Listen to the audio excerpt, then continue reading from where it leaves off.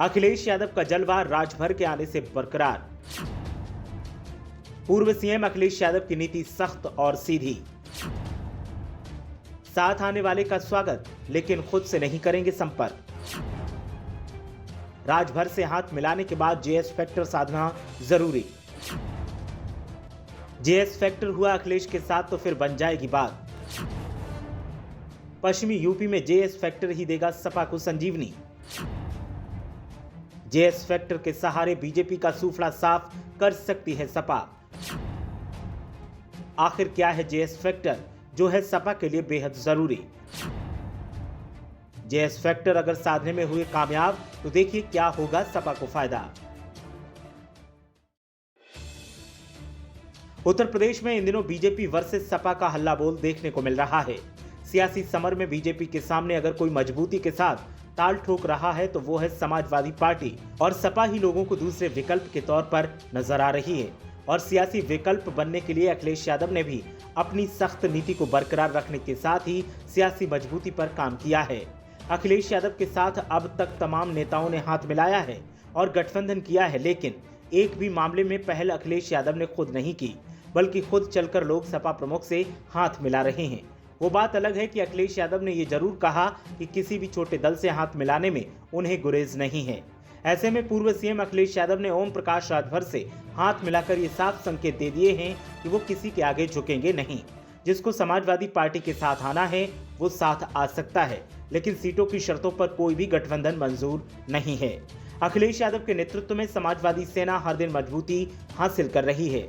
समय समय पर सपा के साथ कभी बीएसपी कभी कांग्रेस के नेताओं का अखिलेश से हाथ मिलाना साबित करता है कि बीजेपी के अलावा अगर कोई अन्य विकल्प है तो वो है समाजवादी पार्टी।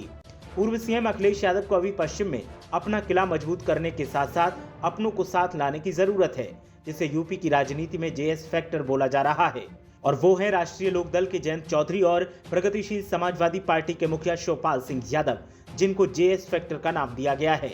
ये वो फैक्टर माने जा रहे हैं जो अखिलेश यादव की साइकिल को सत्ता की गद्दी में तब्दील कर सकते हैं। दूसरी तरफ सपा प्रमुख अखिलेश यादव अपने चाचा शिवपाल को साथ लाने में कामयाब होते हैं तो उन क्षेत्रों में जहां पहले अखिलेश यादव को हार का सामना करना पड़ा था, उन सभी इलाकों में एक बार फिर साइकिल की सवारी कमल पर भारी पड़ सकती है। आज कौशाम्बी में शिवपाल के दिए बयान ने ये साफ कर दिया है कि चचा अभी भी साइकिल की सवारी करने को तैयार हैं, लेकिन अंतिम फैसला अखिलेश का ही होगा।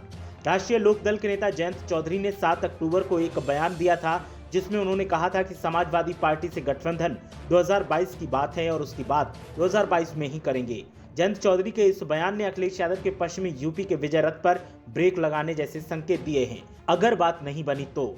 हालांकि चौधरी ने सपा में जाने की बात नहीं की, पर इशारों से सपा से अच्छी पेशकश की उम्मीद भी जता दी। साथ ही जयंत ने कांग्रेस से हाथ न मिलाने की बात पर पहले ही मना कर दिया था।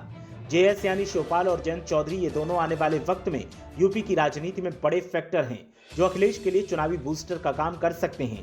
अपने दोस्त राष्ट्रीय लोकदल प्रमुख जयंत चौधरी का हाथ और चाचा का आशीर्वाद कब मिलता है, इस पर पक्ष और विपक्ष दोनों की निगाहें अखिलेश यादव की गतिविधियों पर टिकी हैं। लेकिन इन दोनों को साथ लाने में अखिलेश यादव जितनी जल्दी करेंगे फायदा उतना ही होगा, क्योंकि चुनावी रणनीति भी गठबंधन साथियों के साथ ही बैठकर बनाई जाएगी। ऐसे में अब पार्टी के वरिष्ठ नेताओं की मांग है कि अखिलेश यादव को जल्द से जल्द मामले पर फैसला कर लेना चाहिए और रणनीति बनाकर सियासी नगाड़े पर चोट करनी चाहिए, ताकि सत्ताधारियों को संभलने का मौका न मिल पाए। ब्यूरो रिपोर्ट, मीडिया हलचल।